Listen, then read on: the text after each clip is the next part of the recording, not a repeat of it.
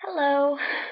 So, yes, I just obviously came from the shower, but considering what a procrastinator I am, and I thought to myself in the shower, so, you feel like making a video, you should make a video. I decided if I waited until I had waited for my hair to dry and fixing my hair and blah blah blah, I would have procrastinated myself out of a video. So, here we are, making a video. I'm gonna try and keep it brief, which I'm not great at brief videos, but I hope I can beat Leslie at having a brief video. I was watching the video at work and I logged in and I was like, half an hour! Oh my god! Okay, so I listened to your video while I was like making my lesson plans.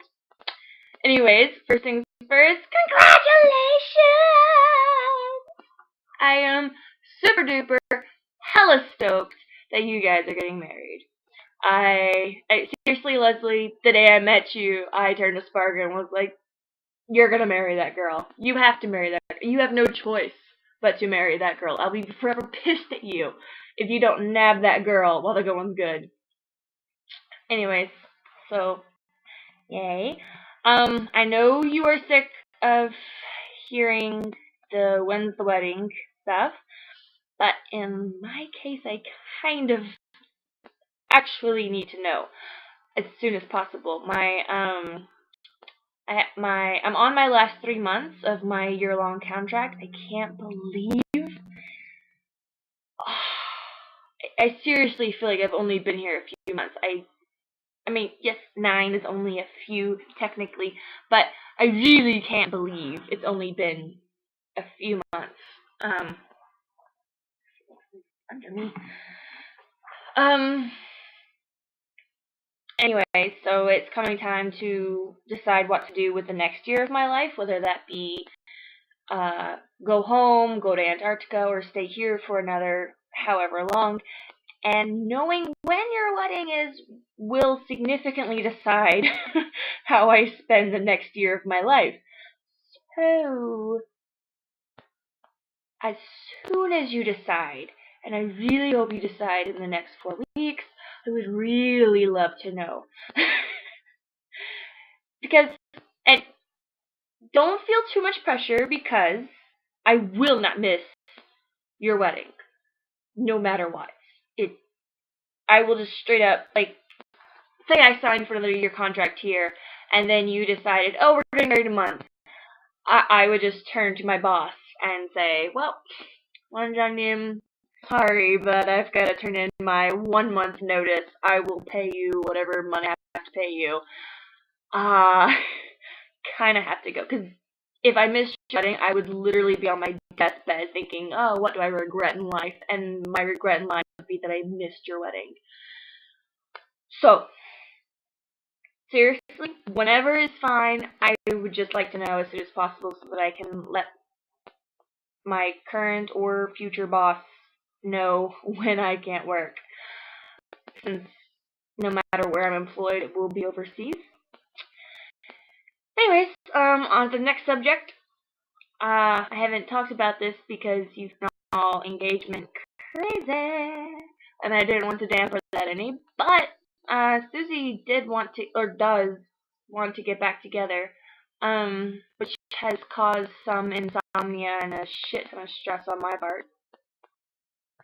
And I have people over here that I trust and can talk to, and they've been so awesome, and really, I've met some incredible people over here. I don't talk about them to anyone at home really, but I have one sorry, I'm studying. Should I go into who all these people are that I love and adore over here, or should I just go over the fact that I have awesome people here?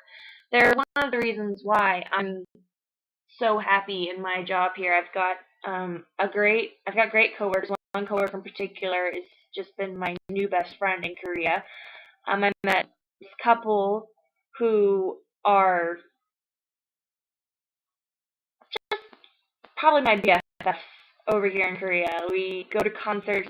If I ever am just like, I'm bored this weekend, they're the ones who are like, hey, let's go do this. And they totally don't mind me being the third wheeler tagging along, because I never feel like a third wheel with them, and that's awesome. You don't really get that a lot with couples. And just all the single people that are here. They're not single people I can hook up with, but they're just really great friends, and I'm happy with all that. And so I have people to talk to. And I really gave it some thought, and I was really going to give her a second chance, provided she met some conditions. But before I ever would tell her that, I was going to talk to Mom first. I was going to meet the couple I told you about where I don't like a third wheel. I was going to meet them in person and talk to them in person, because we live hours apart, not 90 minutes apart. I was going to talk in person, you know. I talked to my coworker about it, but Susie wasn't letting it go. She wasn't going to wait the month it would take for me to have some free time to meet her in person to talk about all this. And so we were just texting, and I told her, you know, here's what I would require. And she's like, oh, that's it. I'm like, coming out to your family, that's just it. I'm sorry. The fact that you wouldn't come out to your family in the first place is why we broke up, so I can't see how that's just it. But in talking to her some more, I told her I'm happy. I'm happy in Korea. I mean, I miss you guys, and I miss my family so much. And that's the only downside of Korea, is that I don't have Zach, Hannah, Mom, you, Leslie. Like, I don't have the people I miss. It's just the people. Everything else, I'm totally at home here. And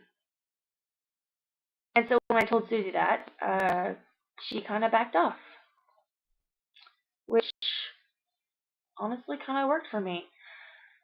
I don't know what it was, but I think that final breakup or whatever,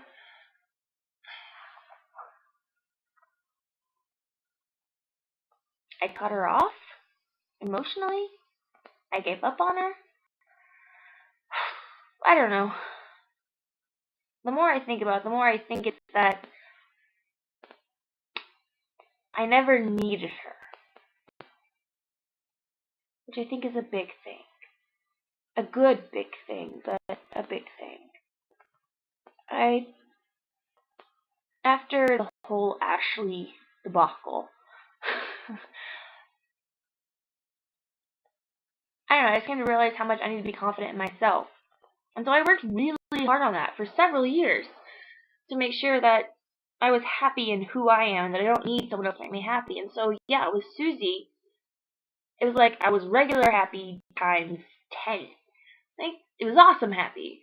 It was, you know, I wanted her, and in some ways I depended on her, and I relied on her, but at no point did I ever actually need her.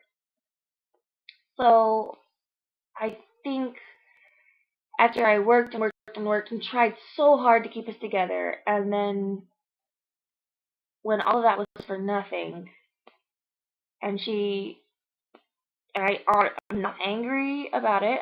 I've said that. I'm seriously not angry. But when she chose her family again over me, when she chose the lie to her family over me, I think, I don't know, a part of me just said, okay, enough. And I stopped feeling. So this whole stress, the whole past week, 2 weeks, 1 week, I don't know, it's felt like 2 weeks. I think it's only been one. I don't know, I think I've had the internal debate of, oh, I was really happy with her. Could I be that happy with her again? I don't think I could. I think part of that happiness was the untaintedness of it, the innocence of it, and now there's too much doubt there. Too much has been ruined. So, Anyways, trying to keep this short-ish. Moving on, I've started a new semester at work. One of the reasons why I'm happy. I really am happy with my new semester. I didn't get some of my favorite classes, but in losing some of my favorite classes, I re-got some of my old favorite classes, which means I got my babies back. um, my first 2 semesters, I had these little baby, like tiny baby kids who didn't even know their ABCs. And I had them for 2 semesters straight, and then I didn't have them this last semester, and my heart broke to not have them. But I got them back, and it makes me happy. And they remembered me, and they loved me just as much as they loved me last time. The only problem with this semester is that it's summer, which means there are a couple holidays, and there's summer vacation. Oops. And there's just so many, and there's term tests, which means during term tests, the older kids don't have to come in. And so in a semester where we're supposed to have 13 weeks, or 12 weeks, because the older kids only work on 12 weeks for some reason,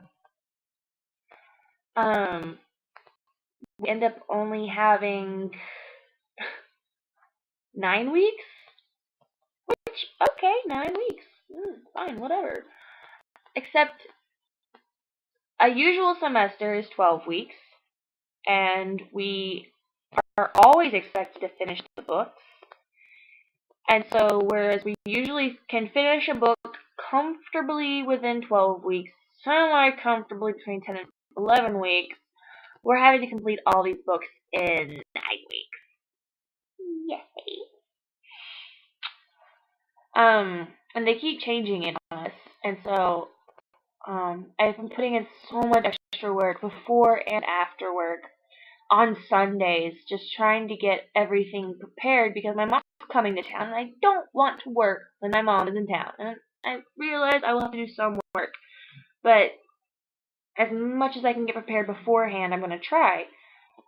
And I feel like I keep wasting my time because I keep making a syllabus, and then they say, oh, wait, they don't have this day, so you only have 8 writing classes. Yeah, until today I thought I had 9 writing classes with my TOEFL level class, and no, I only have 8, so I had to, and today was our first day of classes, so in the span of like 40 minutes I had to completely redo an entire syllabus that I spent 3 hours working on Sunday. The woes of being a teacher. I actually kind of enjoy it. The OCD in me really loves color coding and mapping out syllabi. My boss kind of hates me for it because they like the simple, straightforward writing unit 1 on Tuesday, writing unit 2 on Thursday.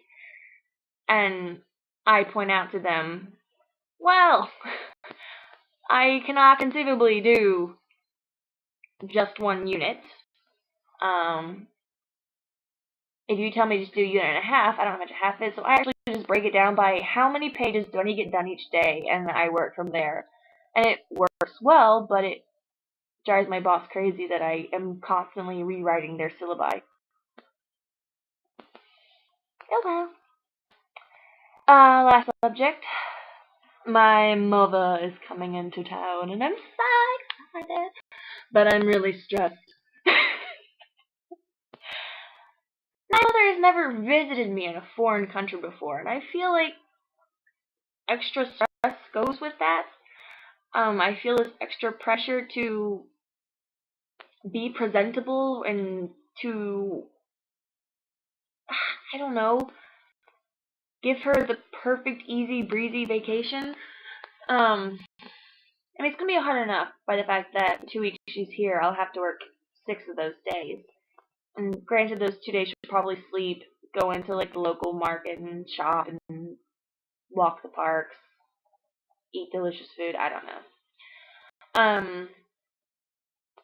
But no, I've been really stressed because I'm trying to plan stuff for us to do, and at the same time that I'm trying to do this, I'm being slammed at work. Like the end of last semester was, oh, I was putting like 8-hour days in on Sunday just to grade essays.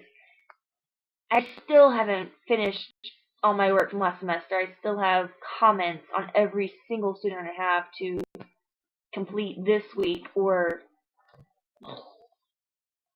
and then getting ready for this semester has been hellacious because the ever-changing syllabus and trying to prepare for the weeks that Mom will be here. So I really haven't had a whole lot of time to plan my mom's trip. And yeah. But then she sent me an email. And I had two reactions to this email, completely separate. Not like I had one reaction, then I rethought and had a second reaction. I had two separate reactions. She sent me an email, and she said, "So are we spending the first weekend in Seoul? If so, do I need to book a hotel?" And at this point, I realized two separate things. One, my mom apparently is not planning on me to plan a lot.